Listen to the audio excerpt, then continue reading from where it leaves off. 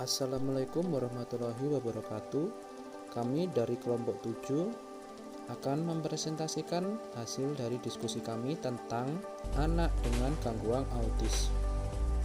Yang beranggotakan Feby Andrea, Marcelina Awa, Windy Rizka, dan Muhammad Wildan. Di sini saya akan menjelaskan pengertian dan karakteristik anak yang menyandang gangguan autisme. Menurut Sutandi, anak autisme ialah anak yang mengalami gangguan perkembangan berat yang antara lain mempengaruhi cara seseorang untuk berkomunikasi dan berhubungan dengan orang lain. Dengan adanya gangguan perkembangan pada anak autisme, menyebabkan anak autisme sulit untuk berhubungan atau berinteraksi dengan orang lain di lingkungannya. Menurut Depdiknas pada tahun 2002, autisme adalah suatu perkembangan yang kompleks, menyangkut komunikasi, interaksi sosial, dan aktivitas imajinasi. Anak autisme ialah anak yang mempunyai masalah atau gangguan dalam bidang komunikasi, interaksi sosial, gangguan sensoris, pola bermain, perilaku dan emosi. Gejalanya melalui tampak sebelum anak berusia 3 tahun. Dari beberapa paparan tersebut dapat disimpulkan bahwa anak dengan penyandang autisme yaitu anak yang memiliki masalah dalam bidang komunikasi, interaksi, yang membuat anak akan lebih sulit untuk berkomunikasi dengan teman sebayanya atau orang yang ada di sekitarnya.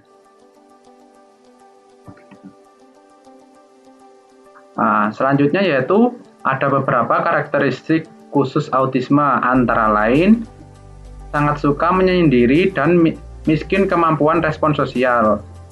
Oleh sebab itu, biasanya anak yang menyandang autisme ini dalam menghadapi interaksi sosial sangat sulit. Yang selanjutnya yaitu obsesi yang berlebihan terhadap suatu rutinitas atau pola tetap. Memiliki ingatan yang kuat.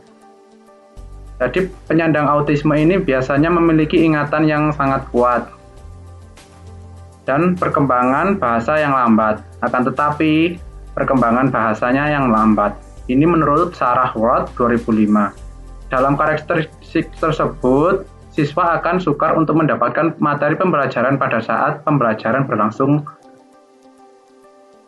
Penyebab yang pasti dari autisme tidak diketahui. Yang pasti hal ini bukan disebabkan oleh pola asuh yang salah.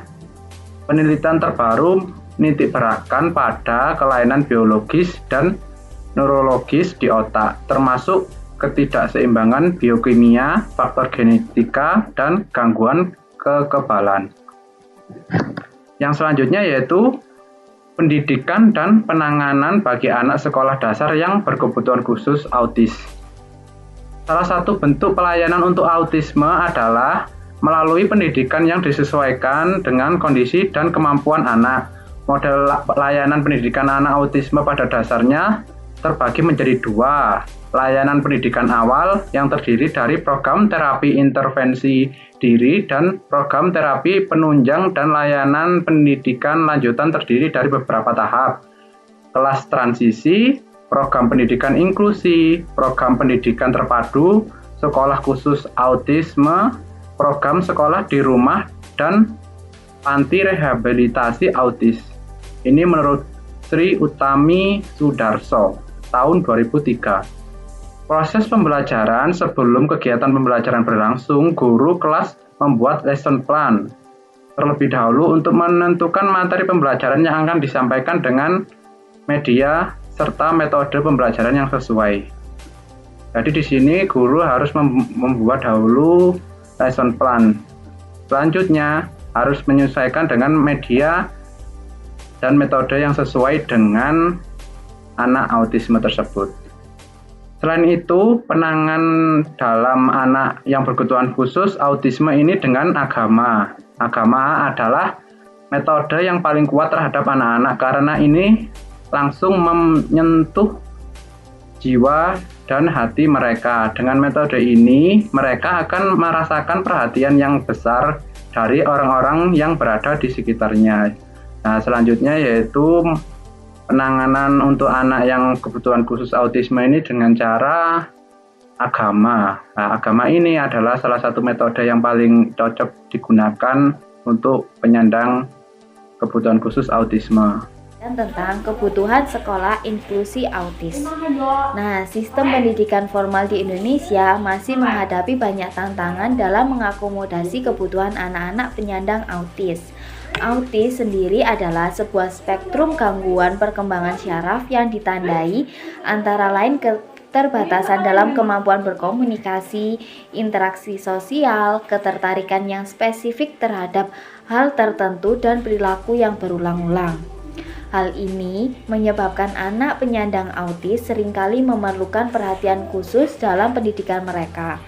Sayangnya, perhatian pemerintah sendiri masih minim terhadap pendidikan anak-anak penyandang autis. Hal ini ditunjukkan dengan tidak adanya data yang sinkron terkait jumlah anak penyandang autis di Indonesia. Pemerintah perlu memberi perhatian secara material dan moral pada tenaga profesional seperti terapi, psikolog yang membantu anak-anak autis belajar. Kita sendiri perlu berkampanye lebih aktif di media massa dan media sosial untuk meningkatkan kesadaran seseorang tentang pentingnya akses pendidikan yang memadai bagi anak-anak autis. Langkah-langkah di atas akan sangat membantu anak-anak penyandang autis dan anak-anak berkebutuhan khusus lainnya beserta keluarga, terutama pada masa pandemi seperti sekarang ini. Selanjutnya, prasarana dan sarana sekolah inklusif autisme. Sarana dan prasarana pendidikan inklusif adalah perangkat keras maupun perangkat lunak yang dipergunakan untuk menunjang keberhasilan pelaksanaan pendidikan inklusif pada satuan pendidikan tertentu. Pada hakikatnya, semua sarana dan prasarana pendidikan pada satuan pendidikan tertentu itu dapat dipergunakan dalam penyelenggaraan pendidikan inklusif. Tetapi untuk mengoptimalkan proses pembelajaran, perlu dilengkapi aksesibilitas bagi kelancaran mobilisasi anak berkebutuhan khusus, serta media pembelajaran yang sesuai dengan kebutuhan anak berkebutuhan khusus. Sarana dan prasarana belajar yang mendukung dalam kegiatan pendidikan anak autis adalah 1. Alat peraga. Yang kedua, alat bantu komunikasi seperti TV atau tape recorder. Yang ketiga, alat bantu motorik halus seperti kegiatan mewarnai atau memegang pensil. Yang keempat, alat bantu motorik kasar seperti bola atau tali. Yang kelima, sarana bersosialisasi.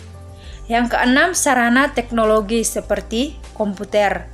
Yang ketujuh, sarana pengembangan kemampuan seperti alat musik. Dan yang terakhir, guru. Model pembelajaran sekolah inklusi autisme.